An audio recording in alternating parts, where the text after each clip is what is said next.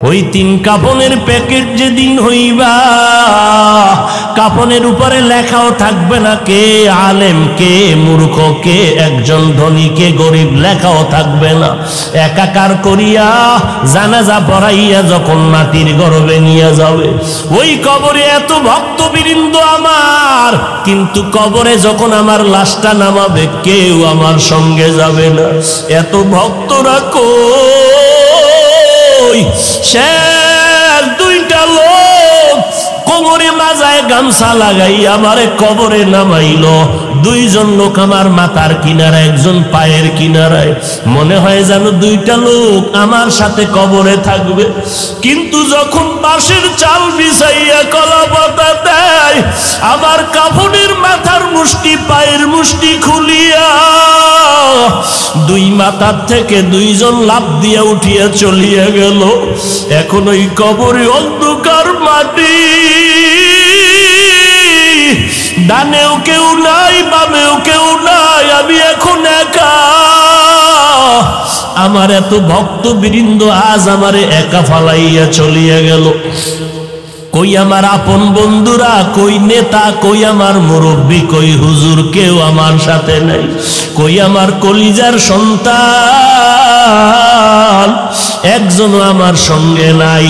নবী বলেন এখন এই কবরে দুইজন ফেরেশতা হাজির হয়ে যাবে। সবাইকে তিন, ধনী হও গরিব হও হিন্দু হও মুসলমান হও, প্রশ্ন তিনটার জবাব দাও। দিতে পারলে কবর হবে জান্নাত, জবাব দিতে না পারলে হবে জাহান্নাম। রবের পরিচয় দাও, ধর্মের পরিচয় দাও, রাহমাতুল লিল আলামিনের পরিচয় দাও। নবী বলেন যারা দুনিয়াতে রবের গোলামি করিয়া মরবে, কবরে জবাব দিবে রব্বি আল্লাহ, আমার রব একমাত্র আল্লাহ। যারা দুনিয়াতে ইসলাম মেনে কবরে যাবে, এরা জবাব দিবে দ্বীনি আল ইসলাম, আমার ধর্মের নাম ইসলাম। দুনিয়াতে যারা নবীর সুন্নতের আমল করে চলবে, এরে যুবক, আজকে তোমাকে কেন ভয় পাইতে হয়?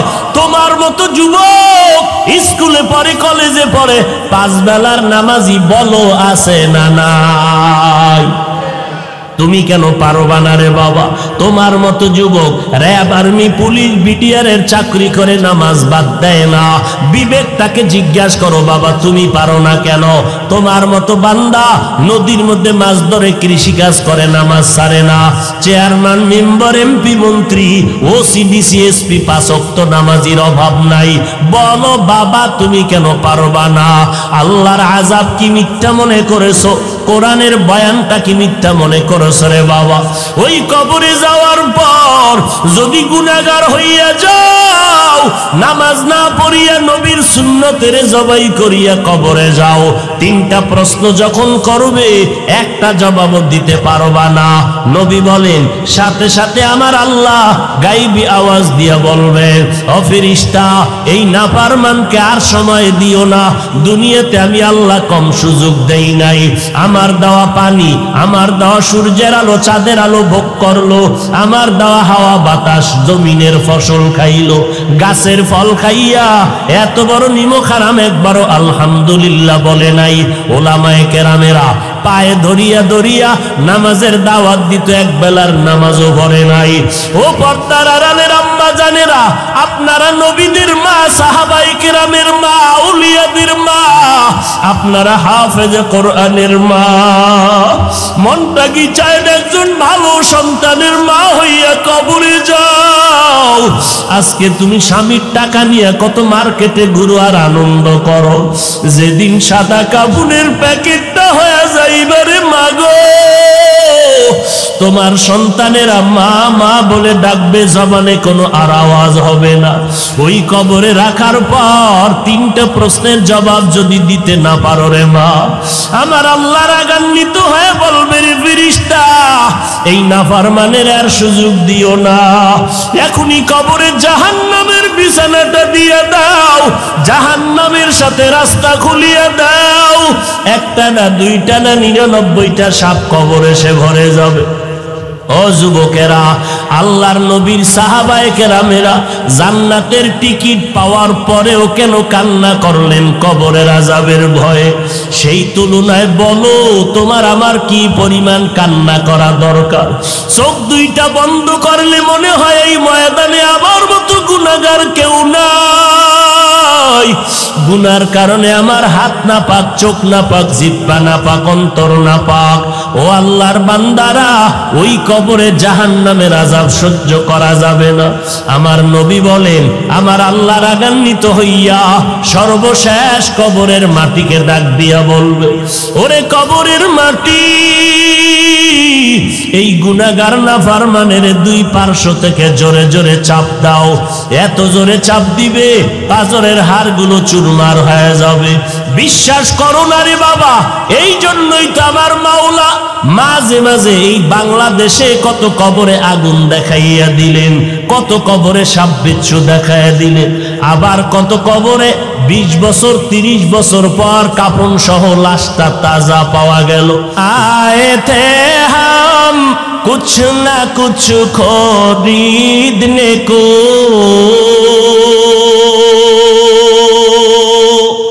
जैसे हो रोशन मेरे कल्बो रूहो,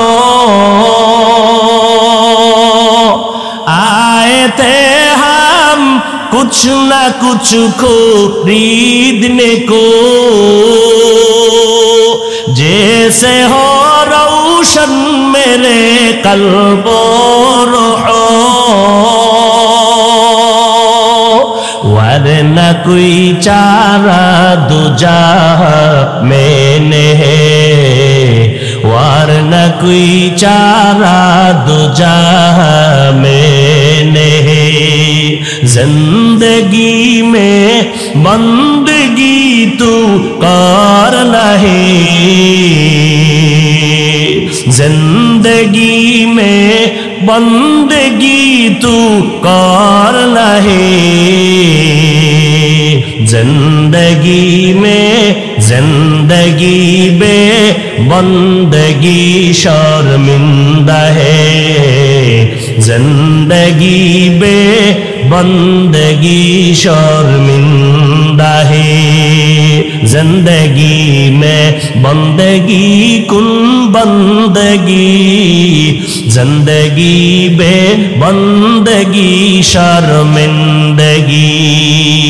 মদিনার নবী বলেন, উম্মতেরা আমল লাগবেই, তবে ইখলাস নিয়ে যদি অল্প আমল করো আমার আল্লাহ তোরে বিনা হিসাবে জান্নাত দিয়ে দিবে। ইখলাস নিয়ে করো। ইখলাস মানি আমলটা করব একমাত্র আমার আল্লাহকে দেখানোর জন্য, আর কাউকে দেখানোর জন্য না। এই আমলটা নিয়ে বান্দা তুমি যদি চলতে পারো ইখলাসওয়ালা আমল নিয়া, তুমি দুনিয়াতেও কামিয়াব, আখিরাতের ময়দানেও কামিয়াবি আল্লাহ দান করবেন। তবে আমল নিয়ে চলো, নেক আমল নিয়ে যদি মাওলার কাছে দাঁড়াইতে পারো, দুনিয়ার মধ্যে দেখবি বিপদ, আকাশচুম্বী বিপদ, পাহাড়ের মতো ভারী বিপদ। মাওলার কাছে যদি আমলের মতো আমল করিয়া একবার ডাক দিয়া কও, মালিক আমার নেক আমলের বরকতে তুমি আমারে বাঁচাইয়া দাও, দেখবি বান্দা মোনাজাতের পরে বিপদ আর তোমার কাছে নাই। নেক আমল নিয়া বান্দা চলো। আমলের মধ্যে দুই দিক নজর রাখবা। একটা দিক হলো ইখলাস লাগবেই, অপর দিকে নজর শিরিকের গন্ধ যেন না ঢুকে, কারণ শিরিকের গন্ধ ঢুকলে কবুল হওয়া আমলও বাতিল হয়ে যাবে। এই জন্য আমল করো বান্দা ইখলাসের সাথে, ওই আমলের বিনিময় আমার আল্লাহ তোমাকে কামিয়াবি দান করবে। তবে এটাও সত্য কথা, এক হাতে তালি বাজে না, বিনা বাতাসে পানি লড়ে না। এক সংসারের মধ্যে স্বামী আর স্ত্রীর মন যদি এক মনা না হয়, ওই ঘরে জান্নাতের বাগানের ফুল ফুটে না। আল্লাহর এক বান্দা একটা বাচ্চা কাঁধের মধ্যে নিয়া ঘুরতেছে এইরকম এক ময়দানের ভেতরে। চেয়ারের মধ্যে বসা ক্ষমতার আসনদে খলিফাতুল মুসলিমিন ওমরে ফারুক রাদিয়াল্লাহু তাআলা আন জায়েদ নামের সাহাবী বলেন, আমার আব্বাজান ঘটনা বর্ণনা করলেন।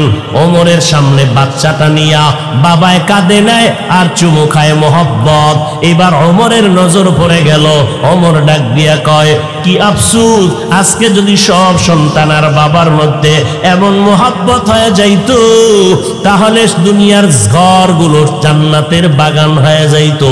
ওমরের আফসোসের কথাটা ওই বান্দার কানের মধ্যে গিয়া আওয়াজ তুলল। এবার আল্লাহর বান্দা নজর করে বললেন, খলিফাতুল মুসলিমিন ওমর, আপনি যে বাচ্চাটা দেখা বলতেছেন আমি এত আদর করি কেন? আমার এই বাচ্চাটা বড় কলিজার মায়ার মোহব্বতের বাচ্চা। বলে কেমন বাচ্চা? বলে এটা মালিকের কুদরতের বাচ্চা। বলে কেমন কুদরত? এটা জমিনের মধ্যে বাচ্চা না, আমার এই বাচ্চা হলো মাটির নিচের বাচ্চা। জমিনের উপরে এই বাচ্চা পাই নাই, আমি পাইছি মাটির নিচে। মাটির নিচের থেকে বাচ্চাটারে ধইরা নিয়ে আসছি। এটা জমিনের উপরের বাচ্চা না, এটা মাটির পাইছি। ওমরে ফারুক আশ্চর্য হয়ে গেলেন, এটা কিভাবে সম্ভব বলো? এইবার লোকটা চোখের পানি ছেড়ে কান্না শুরু করলেন। ও খলিফাতুল মুসলিমিন, সেটা আমার বড় করুণ জীবনের ইতিহাস।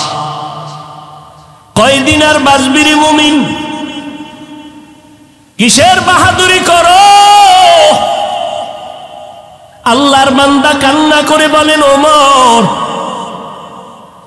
আমার ঘরের মধ্যে আমার স্ত্রী আর আমি ছাড়া ঘরের মধ্যে কেউ নাই। আল্লাহর হাজার শুকর, এমন এক স্ত্রী আল্লাহ আমাকে দান করেছে। আমার ঘর জান্নাত সাজানোর জন্য আমার স্ত্রী বড় যথেষ্ট ভূমিকা পালন করে। আমি বাহিরে যাই, কাজকর্মে যাই, আমার স্ত্রী দেখি ঘরের মধ্যে ঘুমায় না, নামাজের মুসাল্লায় বসে বসে আমার স্ত্রী কলিজা দিয়া দোয়া করে, ও আল্লাহ, আমার স্বামীরে তুমি হেফাজত করো, আমার স্বামীর কামাই রুজির মধ্যে বরকত দান করো। আরে ঘরের আম্মা জানেরা, এই সমাজের মধ্যে যদি আমার মা একজন নেক আমলওয়ালা হয়, ওই ঘরটা জান্নাতের বাগান হয়ে যাবে। কোন স্বামী যদি হারাম টাকা কামাই করে, আম্মা জান যদি বলে, স্বামী আমার তোমার চাকরির বেতন কত? ভাই বেতন 20,000, এক মাসে দেখলো 22,000 টাকা ঘরে, 2,000 টাকা বাড়াইয়া আল্লাহ কিভাবে? স্ত্রীকে মন কইলা বলে, স্বামী বেচারা আমাকে একজনে হাদিয়া দিছে, আলহামদুলিল্লাহ গ্রহণ করলাম। পরের মাসে আসলো 26,000। এই স্বামী আমার 6,000 টাকা বাড়তি কেন? এভাবে ধরতে ধরতে একদিন কোমর ফাঁস করিয়েই ফালাইলো। স্বামী কলিজা দিয়া মোহব্বত করি, বলো তুমি বাড়তি টাকা আনো মাসে মাসে কোথার থেকে? স্বামী বলে ফেললো, বিবি আমি চাকরি করি, আমার কর্মচারীদের থেকে টাকা দান বাম করে আমি নিয়ে যাই, এইভাবে যেটা হালাল না, একটু হারাম পন্থায়। এবার স্ত্রী একটা গালিও দেয় নাই, মনটা খারাপ করে নাই, শান্তভাবে স্বামীর হাতটা ধরিয়া কয়, স্বামী, ও স্বামী আমার, আমরা দুনিয়াতে আর রিজিকের মালিক আমাদের আল্লাহ। তুমি হারাম টাকা কামাই করিয়া যদি আমাদের ঘরে দাও, আর আমাদের সন্তানের যদি হারাম টাকা খাওয়াইয়া বড় বানাও, এই সন্তান জীবনে মানুষ হবে না, এই সন্তান কোনোদিন মা বাবার খেদমত করবে না। স্বামী গো, না খাইয়া থাকবো, তারপর হারাম টাকার বাজার ঘরে দিবা না। এই রকম যদি আমার আম্মা জান একজন স্বামীকে বুঝাইতো, এদেশের সব স্বামীরা হালাল খাইতো, সন্তানও ভালো হইতো। সন্তান ভালো হয় না কেন? খানার ভিতরে ঝামেলা, স্ত্রীর নামাজ নাই, এদিকে স্বামীর বেচারার কামাই পুরা হালাল নাই, হারাম কামাই খাওয়াইয়া সন্তানগুলোর ঈমান আমল নষ্ট করে ফেললো। এখন যতই হুজুরের দিকে যাইতে কয়, সন্তান বাবার উপরে গরম হয়ে যায়। এখন বাবায় সন্তান কন্ট্রোল করে না, বরং সন্তান মা বাবারে কন্ট্রোল করে। আহ, কয়েক মাস আগে ঢাকা বাড্ডা থানায় বাবায় মারা গেল, টাকার পাহাড় রেখে বড় বড় দুইটা সন্তান, বাবার লাশটা ঘরের সামনে পড়ে রইল। 24টা ঘন্টা বাবার সন্তান বাবার লাশ নিয়ে ফিকির করলো না, বরং বাবার রেখে যাওয়া টাকা পয়সা নিয়ে দোনো ভাই ঝগড়া করিয়া সারা দিন কাটাইল। বাবার লাশটা দাফন করার সময়টাও হলো না। বলো হোমনা এলাকার মুসলমানেরা, এমন কুলাঙ্গার সন্তান জন্ম দিয়া কি লাভ হবে? আর এমন কুলাঙ্গারের বাবা দাবি করলে কি লাভ হবে? ওমরে ফারুক রে ডাক দিয়ে কয়, ও পয়গম্বরের সাহাবী খলিফাতুল মুসলিমিন, আমার ঘরে আমার স্ত্রী, একটা বাচ্চা নাই।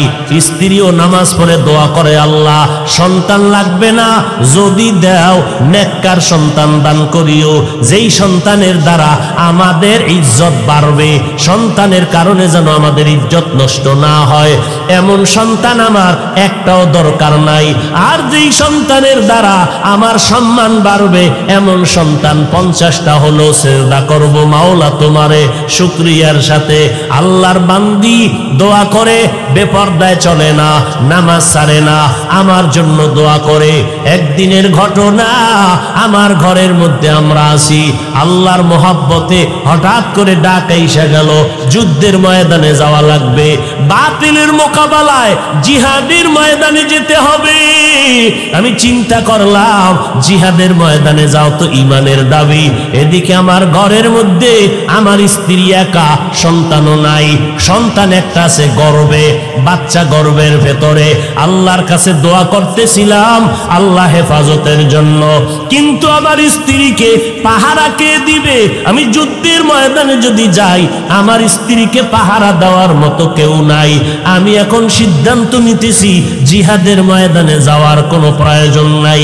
আমার স্ত্রী একদিন দেখে আমি পেরেশান পেরেশান ভাব, স্ত্রী বলে, স্বামী এত পেরেশানি কেন অন্তরে? এই খবর জিহাদের ময়দানে ডাক আসছে, এখন কি করি? তোমাকে পাহারা দেওয়ার কেউ নাই, কার কাছে রাইখে আমি যুদ্ধের ময়দানে যাব? আমার স্ত্রী আমাকে সান্ত্বনা দিয়ে বলে, ও স্বামী আমার মাওলা আমাদের হেফাজতের জন্য যথেষ্ট। কারণ আমরা গুনাহ করি না, আমরা বেপরদায় চলি না, আমরা কারো ক্ষতি করি না, কারো হক নষ্ট করি না, আমার মাওলা আমাদের হেফাজত করবে। ও স্বামী আমার মাওলার ডাকে তুমি সাড়া দাও, জিহাদের ময়দানে ইমানের তাগিদে যাও, আর তুমি দোয়া করিও আল্লাহ পাক যেন আমাদেরকে হেফাজত করে, আমাদের পাহারাদার কেউ লাগবে না, আমাদের হেফাজতের জন্য আমার আল্লাহ হলেন যথেষ্ট। স্ত্রী সান্ত্বনা দিছে। এই রকম স্ত্রী কয়জন আছে স্বামীর একটু সান্ত্বনা দিয়া মুহূর্তে টেনশন দূর করে দিবে? আম্মা জানেরা, মাইকের আওয়াজ শুনতেছেন, স্বামী বেচারা কষ্ট করে করে করে করে জীবন শেষ, রাত নাই দিন নাই, কত কষ্ট করে কামাই করে, নিজে খাওয়ার জন্য কোনো সময় কামাই করে না। সন্তানের মুখে হাসি চায়, স্ত্রীর মুখে হাসি চায়। ও আম্মা জান, মন থেকে বলছি স্বামী আমার এই জিনিসটা লাগবে, স্বামীর পকেটে টাকা নাই, কিচ্ছু বলে নাই, বলে বিবি দোয়া করো আইনা দিব। বাজারে যাইয়া পেরেশান হয়ে গেল, টাকা নাই। স্ত্রীর মনটা রক্ষা করা দরকার। বন্ধুরে টেলিফোন করে, বন্ধু আমারে তুমি 5000 টাকা ধার দাও। বন্ধু দিতে চায় না, মোবাইল বন্ধ করে রাখলো।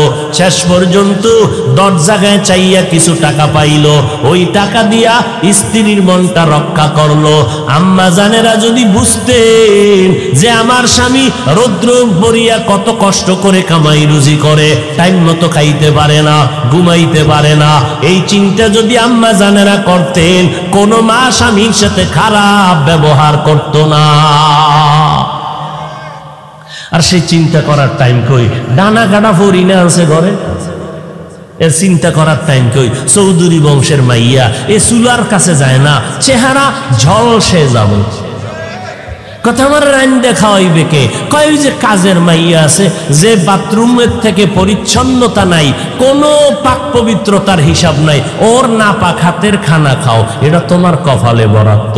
আমি চৌধুরী বংশের মাইয়া, যাও কর্মু, এও সুযোগ নাই। কারণ আমারে বিয়ে করছো আমার গোলাম হইয়া, আমার বাবার থেকে পচা পায়খানা খাইছো না যৌতুকের নামে। এটা তোমার বাড়ি না, এটা আমার বাড়ি, আমার বাবার টাকা, অতএব আমি যা বলবো তাই মেনে চলতে হবে। এই রকম যৌতুক খাইয়া এরপরে বিবাহ করে বাহাদুরি করার আর জিন্দিগির সব বন্ধ হয়ে গেল। ও বাইরে বহু মাস্তানি, ঘরে আইলে বিলাই। বুঝেন না? আমি মাঝে মাঝে উদাহরণ দিই। একজনে হোমনা বাজারে গেছে, কথার কথা তো জিগায় নদীর মাছ পাইছে, একটা বিশাল বড় বোয়াল মাছ, দাম কত? কয় 1300। কয় 30 টাকা দিবিনি? মাছ এলাকায় জুতা জোড়া লড়ে, বোধহয় বহুদিন হয়েছে জুতার সাথে মোলাকাত হয় না। জুতা লয়ে যখন হাতে দৌড়ে নি দিছে, আরে দৌড়, তোর বাবায় খাইছে নি বল মাছ, দেখাই দিয়েছে। এক দৌড়ে ঘরের ভিতরে ঢুইকা আল্লাহর বান্দা কয়, ওর বাবায় খাইছে কোনোদিন মাছ? ম্যাডাম কয়, তুমি ধমকাও কারে? কয়, বাজারে গেলাম, মাছওয়ালাকে জিজ্ঞাসা করলাম বল মাছ কত? কয় 1300। বললাম 30। কত বড় বেয়াদব, আমারে জুতা নিয়ে দৌড়ানি দিয়ে কয় তোর বাবায় খাইছে। ওর বাবায় খাইছে কোনোদিন? ম্যাডাম বলে, ধমক তুমি এখানে কেন? সেখানে দাও। ওখানে না দিবে, এখানে কেন? ওখানে দিলে তো চামড়া তুললে ভালাইবি তিনজনে দইরা, এই জন্য এখানে ধমকটা দিলাম। এরকম কিছু চাপাবাজ বাইরে বাইরে বহু মাস্তানি করে, ঘরে আইলে বিলাইয়ের মতো, কোনো আওয়াজ নাই, সব সাইলেন্ট হয়ে মোরাকাবায় ঢুকছে, কোনো আওয়াজ দেওয়া যাবে না, না জায়েজ। আল্লাহ হেদায়াত দান করুন। হায় হায় হায়, এই যৌতুক খাইয়া, হারাম খাইয়া কি হবে সন্তান ঘরের মধ্যে? অথচ ইসলাম বলে যৌতুক হারাম। শ্বশুর শাশুড়ির কষ্ট দিয়ে তুমি খাইয়া এরপরে শান্তি, আর ওই ঘরে নেককার সন্তান কশ্চিন কালেও হবে না, কোনদিন আশা করলেও হবে না। যারা যৌতুক খায় এরা পৃথিবীর নিকৃষ্ট জালেম।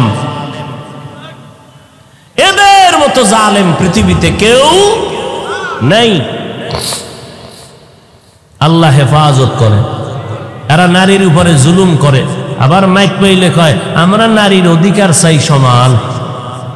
ইসলাম নারীর অধিকার দেয় নাই, অথচ ইসলাম নারীর অধিকার দিয়েছে পৃথিবীর আর কোন ধর্মে দেয়নি। হিন্দুদের কিতাব খুলবেন, নারীদের উপরে পুরুষের তুলনায় সম্মান কম। বৌদ্ধদের কিতাব খুলবেন, নারীদের পুরুষের তুলনায় সম্মান কম। এইভাবে প্রত্যেকটা ধর্ম।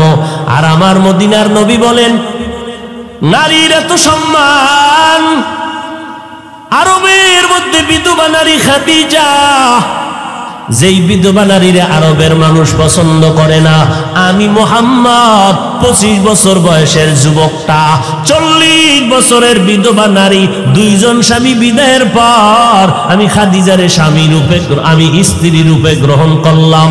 আমার খাদিজা স্ত্রী হয়ে গেল। আমি 25 বছরের যুবক, আমার স্ত্রী খাদিজা 40 বছরের আল্লাহর বান্দি। দুইজন স্বামী বিদায় করে আমার ঘরে খাদিজা চলে আসলেন। ওই খাদিজার কথা আমি মুহাম্মদ কখনো ভুলতে পারি না। এরে পর্দার আড়ালের আম্মা জানেরা, ওমরের সামনে লোকটা দাঁড়ায় বলে, আমার স্ত্রী আমাকে সান্ত্বনা দিয়া বলে, যুদ্ধের ময়দানে যাও, ময়দান থেকে ফিরবা না, আল্লাহর মোহাব্বতে যাও, আমাদের হেফাজত করনেওয়ালা কেউ নাই, আমার আল্লাহ আছে। এইবার আল্লাহর বান্দা কয়, স্ত্রীর সান্ত্বনা পাইয়া এবার রেডি হয়ে গেলাম, যুদ্ধে যাব। আমার স্ত্রী যদি এত শক্ত থাকে তাহলে কেউ তার ইজ্জত নষ্ট করতে পারবে? আম্মা জান এত শক্ত, চরিত্র এত ভালো, আর ও হোমনার আম্মা জানেরা যদি আপনার অবস্থা এমন হয়, স্বামী ডান হাত বাম হাতে কামাই করে আর আপনি ঘরে বসে টাকা ডান বাম করেন, খোদার কসম কিয়ামত পর্যন্ত আপনার স্বামীর কামাই রুজিতে কোনো বরকত হবে না। এই ছেলেরা, বাবার টাকা চুরি করো না কেন?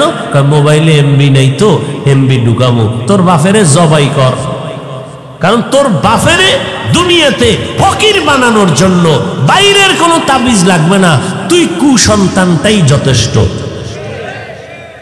লিখে রাখ, বাবার পকেটের টাকা যদি না বলিয়া অন্য জায়গায় খরচ করো, জীবনে তোমার বাবার কামাই রুজিতে বরকত হবে না। অথচ যদি সন্তান চিন্তা করতি আমার বাবার কামাই রুজি সব আমার, বাবায় মরে গেলে সব আমি হব মালিক, এই চিন্তা যদি করতি বাবার টাকা চুরি করতি না। কত কি করো আল্লাহই ভালো জানে, আল্লাহ হেদায়াত দান করেন। এবার আল্লাহর বান্দা যুদ্ধে রওনা হবেন, রেডি হয়ে রওনা। স্ত্রী ডাক দিয়া কয়, স্বামী আমার কই যাইতেছেন? আলহামদুলিল্লাহ যুদ্ধের ময়দানে। বলে যাওয়ার আগে একটু অনুরোধ, গাট্টিটা রাখেন। কি করব বিবি? বলে যায় নামাজটা বিছাইয়া সুন্দরভাবে 2 রাকাত সালাতুল হাজাত নামাজ পড়িয়া আমাদের জন্য মাওলার দরবারে দোয়া করবেন, আপনার নিরাপদ সফরের জন্য দোয়া করবেন। ও খলিফাতুল মুসলিমিন ওমর, আমার স্ত্রী আমাকে 2 রাকাত নামাজের জন্য যখন বুঝাইল, আমি যায় নামাজ বিছাইয়া নামাজের মুসাল্লায় গেলাম, আল্লাহর কাছে দোয়া করলাম, হে মালিক আমার স্ত্রীর গর্ভে বাচ্চা কুদরতের দ্বারা তুমি হেফাজত করিও, আমার সফরটাকে নিরাপদ করিও। দোয়া করিয়া আমি যুদ্ধের ময়দানে চলে গেলাম। যুদ্ধ চলল বহুদিন, এরপরে আমি চলে আসলাম বাড়ির দরজায়। আমার মাওলার কুদরত,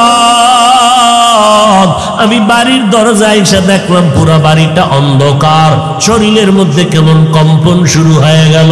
1 কদম 2 কদম দিয়া ঘরের কিনারায় যখন আইসা দাঁড়াইলাম, ঘরের দরজায় তাকায় দেখি আমার ঘরের দরজা তালা লাগানো, কেউ ঘরের মধ্যে নাই। আমি পেরেশান হয়ে গেলাম, কই আমার বিবি? পাহারা দেওয়ার জন্য তো কাউরে রাখি নাই, আমার বিবি ছিল একা, পেটে বাচ্চা। আমার বিবি কোথায় গেল? পুরা বাড়ির মধ্যে একটা ঘর আছে আমার চাচাতো ভাইয়ের ঘর, আমি দৌড়াইয়া গেলাম, এরে ভাই আমার ঘর তালা লাগানো কেন? আমার ভাই জবাব দেয় না, চোখের পানিগুলো রুমাল দিয়ে মুছে আর কাঁদে। এরে ভাই জবাব দে, কেন কাঁদো? আমার ভাই ডাক দিয়ে কই, রে ভাই তুমি যুদ্ধের ময়দানে যাওয়ার পর আমার ভাবি দুনিয়ার থেকে হঠাৎ ইন্তেকাল হয়ে গেল, আমরা দেরি না করিয়া দাফন কাফনের ব্যবস্থা করে ফেললাম, কবরের মধ্যে দাফন করে দিলাম বাড়ির পেছনে। ওই দিন থেকে ঘরের মধ্যে তালা লাগায় দিলাম। আল্লাহর বান্দা চোখের পানি ছেড়ে বলে, খলিফাতুল মুসলিমিন আমি আর দাঁড়াইয়া থাকতে পারি না, কলিজায় বড় দুঃখ। আমার স্ত্রী মরিয়া গেল, বিদায় নিতে পারলো না। আমি যুদ্ধের ময়দানে গেলাম আর আইসা স্ত্রীকে দেখলাম না, না জীবনের মোনাজাতের শখের বাচ্চাটাও পাইলাম না। আমার বাইরে বললাম, চল কবরের কিনারায় চল, আমি দুনিয়ায় কিছু দিতে পারি না, আমার স্ত্রীর জন্য আমি কলিজা দিয়ে একটু কবরের কিনারায় গিয়া জিয়ারত করে দোয়া করি, চল। আমার চাচতো ভাইটার হাতে ধরে যখন আমি কবরের দিকে রওনা, বাড়ির পেছন দিকে যখন নজর দিলাম সন্ধ্যাবেলা, নজর করে দেখি অন্ধকার, ওই কবরের পুরা এলাকা আলোতে ঝালবল করতেছে, দিনের মতো আলো। আমি আমি কবরের কিনারায় গিয়ে দেখি আমার ভাইকে বললাম এত আলো কেন দেখা যায়, বাতি লাগাইছুন? কয় না রে ভাই, কোনো বাতি লাগাই নাই। যেদিন আমরা দাফন করিয়া বিদায় হয়ে গেলাম ওই দিন থেকে দেখতেছি রাতের বেলা সন্ধ্যা হলে একটা বাতি দেখা যায়, পুরা কবরের অঞ্চল আলো হয়ে যায়। ও খলিফাতুল মুসলিমিন, আমি কবরের কিনারায় গিয়া দাঁড়ায় কাঁদতেছি। এখন চিন্তা করি এই আলোটা কবরের মধ্যখান থেকে একটা বাতি আসমান বরাবর সোজা আলো দিতেছে, আর ওই আলোতে পুরা এলাকাটা আলোকিত হয়ে গেল। আমি আমার ভাইকে বললাম, ও ভাই যা ঘর থেকে একটু কোনো হাতিয়ার নিয়ে আয়, আমি কবরটা খনন করে দেখবো এটা কিসের আলো বের হয়। খলিফাতুল মুসলিমিনও চোখের পানি ধরে রাখতে পারলেন না। কি ভাগ্যবতী স্ত্রী পেয়েছো তুমি। এবার আল্লাহর বান্দা কয়, খলিফাতুল মুসলিমিন, আমার ভাই যখন হাতিয়ার আনতে গেল কবর খনন করার জন্য, আমি দাঁড়াইয়া আছি, কবরের দিকে নজর, আমি বাতিটা দেখতেছি। আল্লাহর কুদরত, হঠাৎ করে দেখি কবরের মধ্যখান থেকে ফাটল দরিয়া ফাঁকা হয়ে গেল।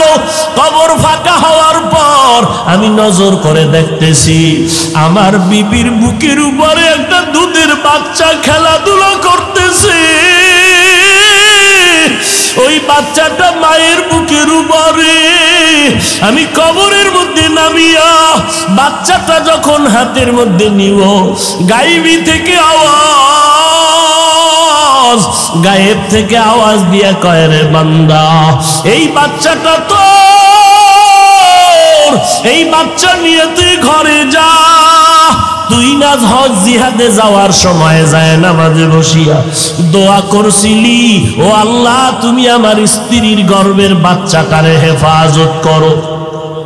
ওই দিন যদি তুই দোয়া করতি আমার স্ত্রীকেও হেফাজত করো, তো আজকে তুই স্ত্রীটাকেও জিন্দা পাইয়া যাইতি। তুই তো স্ত্রীর হেফাজতের দোয়া করো নাই, তুই সন্তানের হেফাজতের দোয়া করছো। আল্লাহর মহব্বতের সন্তানটা তুমি নিয়ে চলিয়া যাও। ওমর ডাক দিয়ে কয়, রে বাবা, এই তোমার মাটির গর্ভের সন্তান, এটা তো সাধারণ না, আল্লাহর খাঁটি বান্দা হয়ে আসছে। এরে নবীর উম্মতের দলেরা, কয়দিন আর দুনিয়াতে বাহাদুরি করবি রে যুবক। ও পর্দার আড়ালের আম্মা জানেরা, সন্তান তো সবাই চায়, আল্লাহ তো সবাই রে সন্তান দেয় না। আর আজকে যাদের সন্তান আছে মানুষের মতো মানুষ বানাইয়া কবরে যাও। ও বাবা, স্কুলে পড়া বন্ধ করবা এটা আমরা বলি না, মাদ্রাসায় আসো তাও বলি না, কলেজে পড়াইয়া সন্তানটারে ডাক্তার বানাও, ইঞ্জিনিয়ার বানাও, প্রফেসর বানাও, অন্তর দিয়া দোয়া করে যাই। তবে দাবি হইল সন্তানটা যেন আদর্শহীন না হয়, চরিত্রহীন না হয়। আর সন্তানটারে যদি আদর্শবান বানাইতে চাও, বাবার তুলনায় মায়ের আদর্শ ভালো হতে হবে। কারণ সন্তান বাবার দিকে ফলো করে না, মাকে বেশি ফলো করিয়া চলে, সময় বেশি মায়ের কাছে দেয়। এই জন্য বিশ্ববরেণ্য দার্শনিক ইমাম গজালি বলতেছেন, রে মানুষ, একটা সন্তানের জন্য মা হলো প্রাথমিক শিক্ষিকা। এরে আম্মা জানেরা, আল্লাহর মোহাব্বতে আপনি ঘরে থাকবেন, নবীর তরিকায় চলবেন, 5 বেলার নামাজ পড়বেন, সন্তানটারে আদর্শওয়ালা বানাবেন, কয়দিন আর বাঁচবেন রে আম্মা জান। এই যে কয়দিন আগে আপনারা খবর হয়তো দেখেছিলেন, ভুইলা গেছেন, ঢাকা ময়মনসিংহ রোডে, বিশ্ব রোডে গাড়ি চলে, 4 লেনের রাস্তা, সেকেন্ডের মাথায় গাড়ি দৌড়ায়। ওই ময়মনসিংহ বিশ্ব রোডের এক পার্শ্বে দাঁড়াইয়া, এক পার্শ্বে আব্বাজান আর এক পার্শ্বে আম্মাজান, মাঝখানে কন্যা সন্তান, 3 জনে হাতে হাত লাগাইয়া এবার দাঁড়ায় গেল। বিশ্ব রোডটা হাঁটিয়া পার হইয়া ওপারে যাবে। আল্লাহর বান্দা 3 জন, মাঝখানে কন্যা সন্তান, এক পার্শ্বে বাবা আর এক পার্শ্বে তার মা, হাতে হাত ধরিয়া যখন পাড়ি দেওয়া শুরু করলো, রোডের মাঝখানে যাইয়া না পেছনে আসতে পারলো, সামনে যাইতে পারলো, একটা টেরাক আইসা দ্রুত চাপা দিল, 3 জন জায়গায় মারা গেল, বাবাও মরিয়া গেল, মাও মরিয়া গেল, কন্যা সন্তান মরে গেল, কিন্তু আমার মাওলার কুদরত, ওই মহিলার গর্ভে একটা বাচ্চা, বাচ্চাটা তেরাকের চাপে বের হয়ে গেল। আল্লাহর কুদরত, ওই বাচ্চাটা এখনো জমিনে বেঁচে আছে। কত মানুষ গেল হসপিটালে গিয়া কয় টাকা লাগবে কত, বাচ্চাটারে আমাকে দাও। এই বাচ্চাটা আমার মাওলা পাকের কুদরতের বাচ্চা। কারণ যেই টেরাকে চাপা দিয়া মাকে মারিয়া ফলাইলো, যেই টেরাকের চাপায় বাবায় মারা গেল, যেই টেরাকের চাপে কন্যা মারা গেল, ওই টেরাকের চাপে এই বাচ্চাটারে মাওলায় বের করায় বাঁচায় রাখছে। কে রাখছে জোরে বলো? এই বাচ্চাটারে বাঁচানোর মালিক আমার আল্লাহ। ওই বাচ্চাটা একদিন তো যখন বুঝের হয়ে যাবে বড়, যখন দেখবে ওর বয়সের মেয়েরা আম্মু আম্মু বলিয়া ডাকে, আব্বু আব্বু বলিয়া ডাকে আর আদর করে, ওই বাচ্চাটা তখন ডানে বামে খুঁজবে আমার আব্বু কোথায়, আমার আম্মু কোথায় গেল, আমারে কে বাবার আদর দিবে, মায়ের আদর দিবে। ওরে যুবকেরা, কয়দিন আর দুনিয়ায় বাহাদুরি করবি রে বাবা? এই জীবনে তো কত যুবকের লাশ কবরে রাখলাম, কত যুবকের জানাজা পড়াইলাম, আল্লাহর কাছে দোয়া করিয়া গেলাম, স্কুলে পড়ো কলেজে পড়ো, আমাদের কোনো আপত্তি নাই, কোনো বাধাও নাই, বরং দোয়া করি স্কুলে পড়িয়া বান্দা তুমি ভালো ডাক্তার ইঞ্জিনিয়ার হও, ভালো একজন প্রফেসর হও। ও চাকরিজীবীওয়ালারা, চাকরি করো, ইসলামে বাধা দেয় না, ব্যবসা করো, তাও আমার আল্লাহ বাধা দিবে না।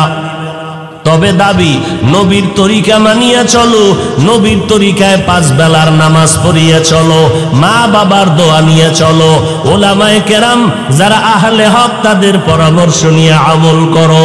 যত আমল করবা ইখলাস নিয়ে করো তো অল্প আমল নাজাতের জন্য যথেষ্ট হয়ে যাবে। আল্লাহর মোহাব্বত নিয়া বান্দা যদি আমল করতে পারো, এই আমলের দ্বারা দুনিয়াতেও তোমার সুনাম, আখিরাতেও তোমার সুনাম। এরে আল্লাহর বান্দা, এত বিনয়ের সাথে পায়ে ধরিয়া ধরিয়া বলতে চাই রে বাবা, দুনিয়াটা কিছুই না। আজকে তুমি টুপি দাও না, নামাজ পড়ো না, কয়দিন আর এইরকম চলবা? আর এইরকম চলতে গিয়া বলো আমাদের থেকে তুমি কত দামি আর আরামে আছো। এত দুশ্মনের মাঝে আলহামদুলিল্লাহ আমাদের কোরআনওয়ালা নবীর তরিকাওয়ালাদের সম্মান কমে নাই। ও আল্লাহর বান্দারা, তুমি যেই লাইনে থাকো অনুরোধ নবীর তরিকা নিয়ে চলো, আল্লাহর মোহাব্বত নিয়ে চলো, আল্লাহর কাছে তওবা করো। আজকে আমিও যদি তোমার মতো প্যান্ট শার্টটাই লাগাইয়া রাস্তায় ঘুরতাম, কেউ বাধা দিত না। টুপিটা মাথায় দিলে মাথা গরম লাগে, এরপরও কেন টুপি ফালাই না? দাড়ির কারণে যৌবনের ভাব চলে যায়, তারপরও কেন দাড়ি ফালাই না? লম্বা জামার কারণে শরীরটা গরম লাগে, তারপরও কেন ফালাই না? একমাত্র কারণ আমার আল্লাহর কোরআন সত্য, নবীর কথা সত্য, একটা কথা ভেতরে মিথ্যা নাই। ও নবীর উম্মতের দল, ওই কোরআনে জান্নাতের বয়ান আছে, জাহান্নামেরও বয়ান আছে। জান্নাতে কারা যাবে, জাহান্নামে কারা যাবে, তাও আল্লাহ বলেছেন।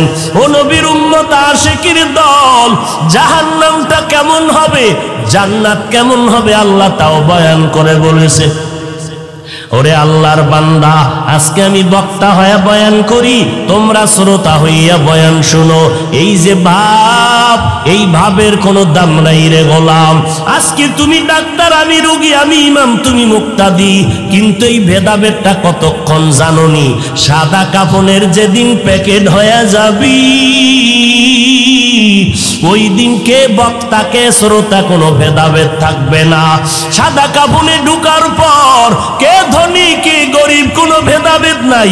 ধনী লোকটার কাফন হবে 3টা সাদা, গরিব রিক্সা ড্রাইভার মারা গেলে তাকেও 3 কাফন সাদা দেওয়া হবে।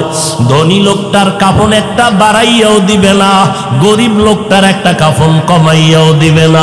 ওই 3 কাফনের প্যাকেট যেদিন হইবা, কাফনের উপরে লেখাও থাকবে না কে আলেম কে মূর্খ, কে একজন ধনী কে গরিব, লেখাও থাকবে না।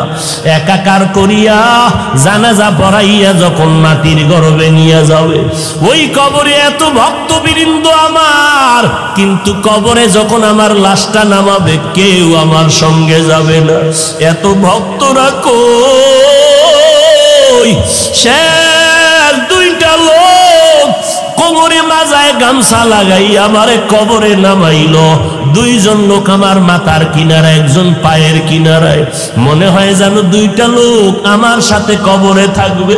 কিন্তু যখন বাঁশের চাল বিছাইয়া কলা পাতা দেয়, আমার কাফনের মাথার মুষ্টি পায়ের মুষ্টি খুলিয়া দুই মাথার থেকে দুইজন লাফ দিয়া উঠিয়া চলিয়া গেল। এখন ওই কবরে অন্ধকার মাটি, ডানেও কেউ নাই, বামেও কেউ নাই, আমি এখন একা। আমার এত ভক্তবৃন্দ আজ আমারে একা ফালাইয়া চলিয়া গেল। কই আমার আপন বন্ধুরা, কই নেতা, কই আমার মুরব্বী, কই হুজুর, কেউ আমার সাথে নাই।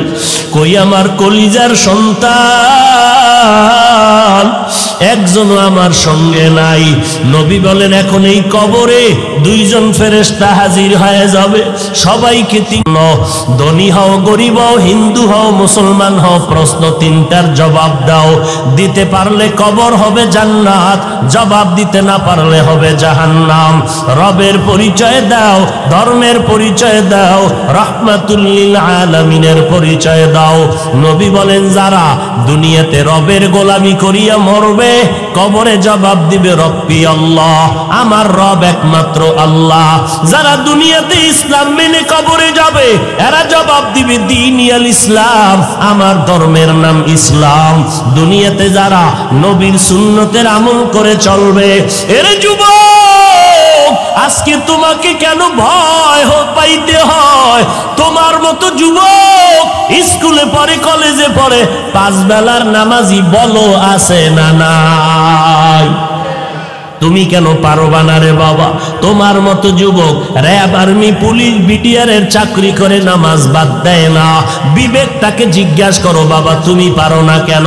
তোমার মতো বান্দা নদীর মধ্যে মাছ ধরে, কৃষিকাজ করে, নামাজ ছাড়ে না। চেয়ারম্যান, মেম্বার, এমপি, মন্ত্রী, ওসি, ডিসি, এসপি, 5 ওয়াক্ত নামাজির অভাব নাই। বলো বাবা তুমি কেন পারবা না?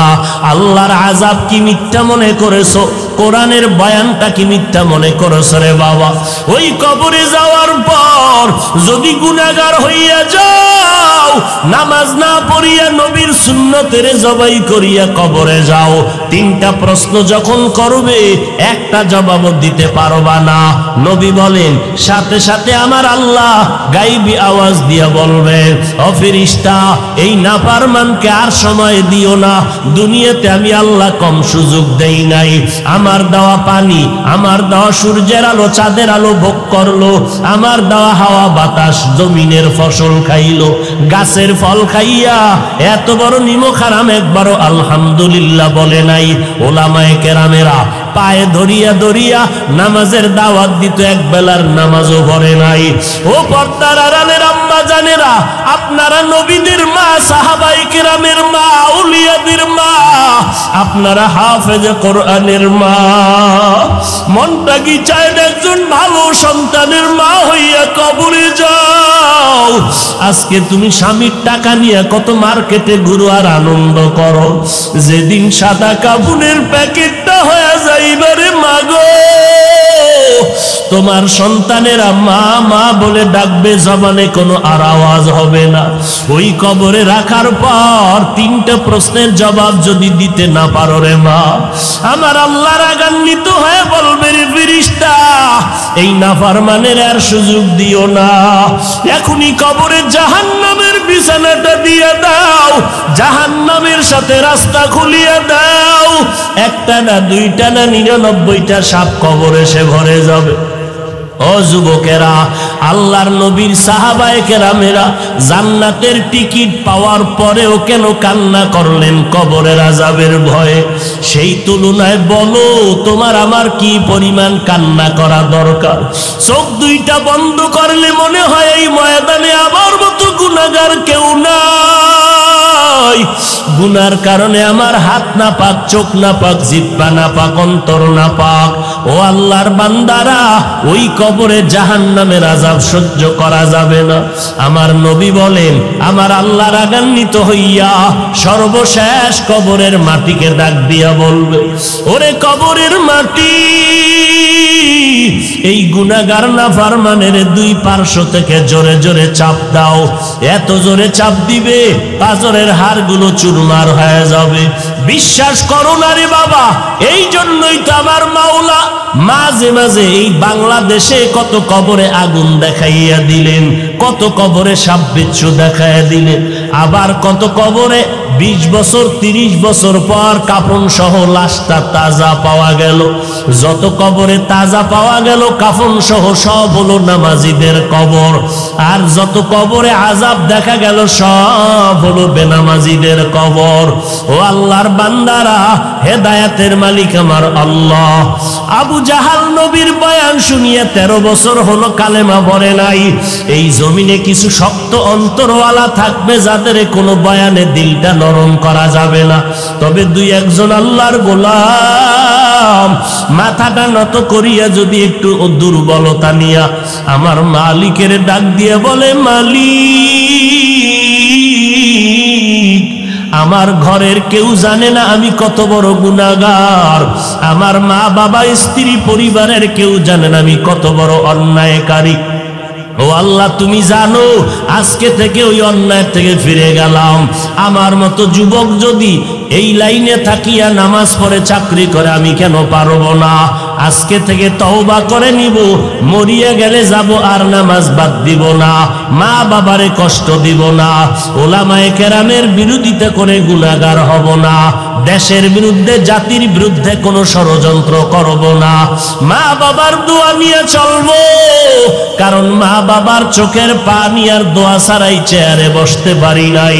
ও সন্তানেরা, ওই মা বাবার চোখের পানি আর দোয়া ছাড়া পরীক্ষায় ভালো নাম্বার পাও নাই, বাড়ি গাড়ির মালিক হতে পারো নাই। ওই মা বাবার দোয়া নিয়ে সামনে আগাও, তওবার মতো তওবা করো, চাকরি করো, ব্যবসা করো, লেখাপড়া করো। আজকে থেকে নবীর বিরুদ্ধে যাইবা না, মা বাবারে কষ্ট দিবা না, ওলামায়ে কেরামের বিরুদ্ধাচরণ করবা না, নবীর তরিকা নিয়ে 5 বেলার নামাজ পড়ে চলবা। তওবা করার মতো যদি অন্তর কারো তৈরি হয়, অন্তরে যদি কোনো মুনাফিকি দুর্বলতা না থাকে, খাঁটি তওবার নিয়ত যাদের আছে, আমি তাদেরকে বলবো দুটো হাত আমার আল্লাহকে দেখাইয়া দাও। আয় আল্লাহ, হাতগুলো কবুল করে নেন, তওবা কবুল করে নেন, তওবার উপরে মজবুত হইয়া চলার তৌফিক দান করেন, আমিন। আলহামদুলিল্লাহি রাব্বিল আলামিন, ওয়াসসালাতু ওয়াসসালামু আলা সাইয়্যিদিল আমবিয়াই ওয়াল মুরসালিন ওয়া আলা আলিহি ওয়া আসহাবিহি আজমাইন। ইয়া আরহামার রাহিমিন, ইয়া আরহামার রাহিমিন, ইয়া আরহামার রাহিমিন।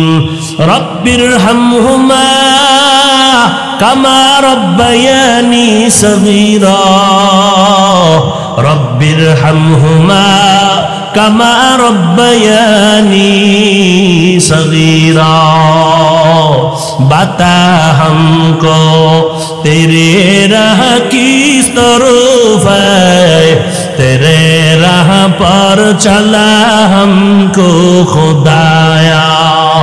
बेगुनाह न गुज़श्त बर मसाते, बाहुजूरे दिल न कर दम ताअते। ও দয়ার মালিক, গুনাহের বোঝা মাথায় নিয়ে আজকে আপনার দরজায় হাজির হয়েছি। এই হোমনার মাঠে নজর করে দেখেন রে আল্লাহ, 3 দিনের এই আখিরাতের বাজারের শেষ দোয়ায় হাজির হয়েছে। মোনাজাতের পরে এই বাজার ভঙ্গ হইয়া যাবে, আবার আগামী বছর এই জান্নাতের বাগান মিলবে কিনা জানা নাই। আর এই বাগান মিললে থাকতে পারবো কিনা তারও কোনো গ্যারান্টি নাই। ও আল্লাহ, দুনিয়ার বাড়িওয়ালাদের দরজা বন্ধ হয়ে গেল, আপনার রহমতের দরজা তো বন্ধ নাই রে আল্লাহ। দুনিয়াতে যেদিন আসছি কত পবিত্র, মা বাবা কত আদর করেছিলেন, আজকে সেই পবিত্র জীবনটা গুনাহ করিয়া নাপাক করে ফেলেছি রে আল্লাহ। শয়তানের ধোকায় পড়ে আজ আমার গুনার কারণে হাত নাপাক, চোখ নাপাক, জিহ্বা নাপাক, অন্তর নাপাক। ও আল্লাহ, আমার এই গুনার খবর আমার মা বাবা, ভাই বোন, স্ত্রী, সন্তান কেউ জানে না।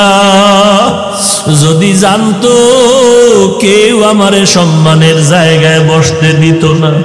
ও আল্লাহ, আপনি কত যে দয়ার মালিক।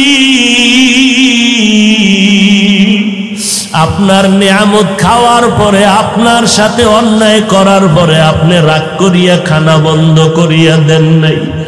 আপনি যদি আমার শ্বাস বন্ধ করে দিতেন, কারো ক্ষমতা ছিল না।